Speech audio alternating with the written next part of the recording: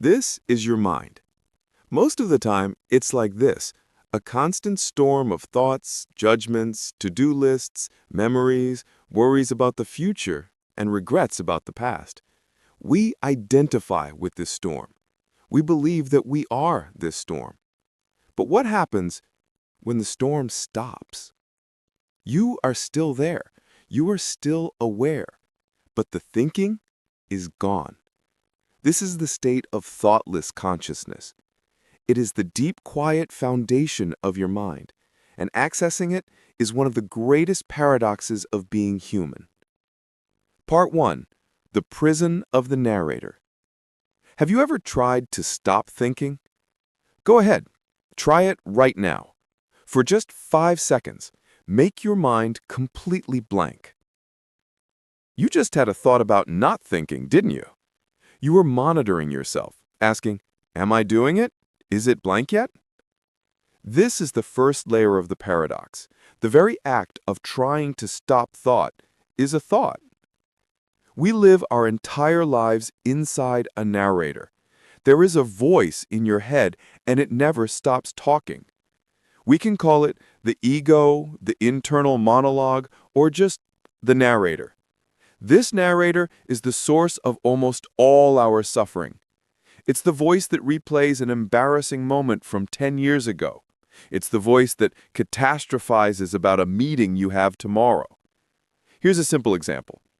You're walking on a beautiful beach. The sun is warm. You can hear the waves crashing. But are you experiencing it? Or is the narrator in your head saying, "This is nice, but I should have come earlier. I forgot to reply to that email. I wonder if this photo will look good on Instagram. My left foot feels a bit weird. I'm hungry." You are physically at the beach, but you are mentally lost in a labyrinth of thought. You are conscious, but you are not present. You are a prisoner of your own mind. But what if there was another way? Part 2. What is thoughtless consciousness? Thoughtless consciousness is not about being dumb or empty-headed. It's not a state of sleep or a coma. It is the state of pure awareness. Think of it this way. Your consciousness is the vast blue sky. Your thoughts, emotions, and sensations are just clouds. Most of us spend our lives fixated on the clouds. We chase the nice, fluffy white ones, happiness, success, and run from the dark, stormy ones, fear, sadness. We get so obsessed with the clouds, we forget we are the sky. The sky doesn't care about the clouds. It doesn't grasp at them or push them away. It is the silent, changeless space in which all the clouds appear and disappear.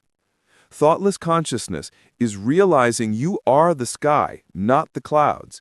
It's the watcher on the hill, the silent witness. It's the part of you that is aware you are thinking, the part of you that is aware you are hearing this right now. Thoughts are events that happen within your consciousness. They are not consciousness itself. Part 3. The great paradox, the finger pointing at the moon. So if this state is so wonderful, how do we get there? This is where we hit the wall. This is the paradox. In Zen philosophy, there's a famous saying, "The teaching is a finger pointing at the moon. Do not mistake the finger for the moon."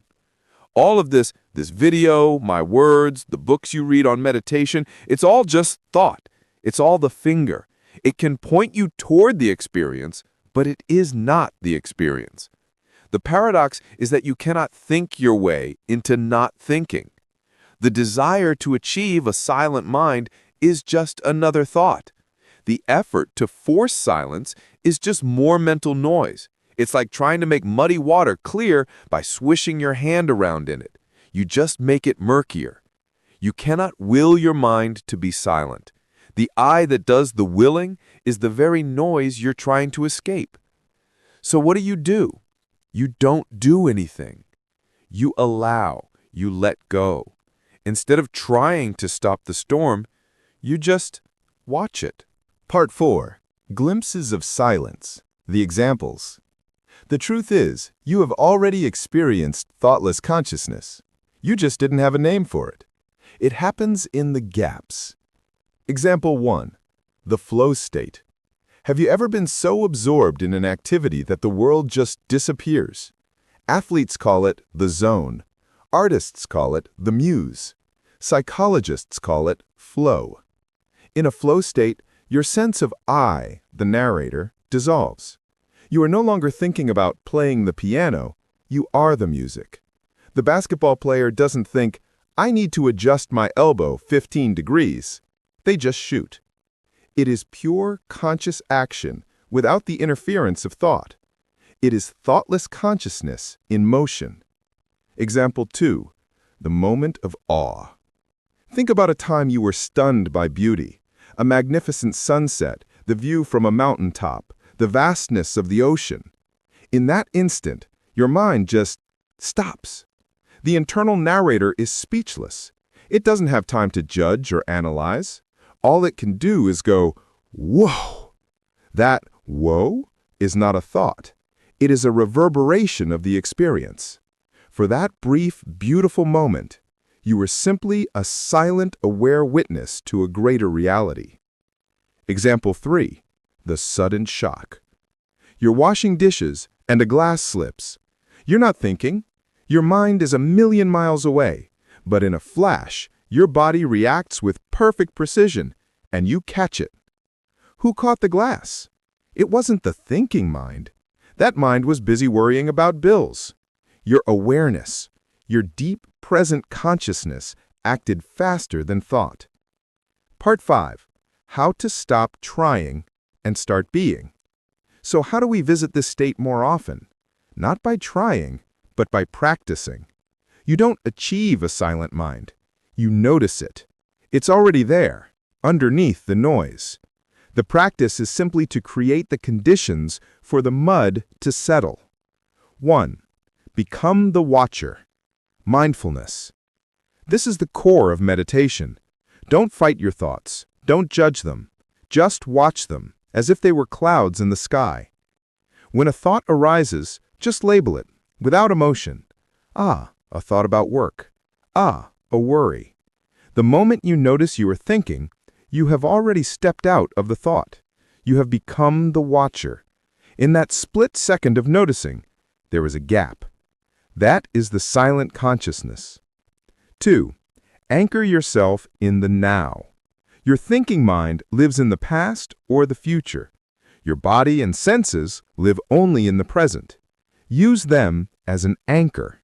Right now, feel your feet on the floor. Really feel the sensation.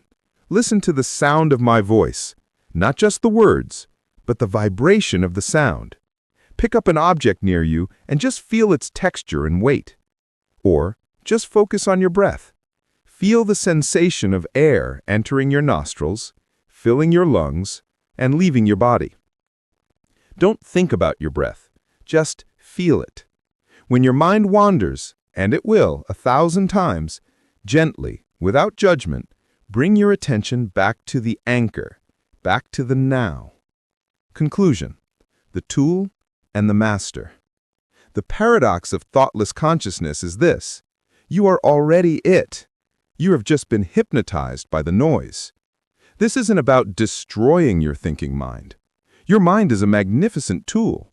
It can compose symphonies, build rockets, and discover the laws of the universe. The real question isn't how to find this silence.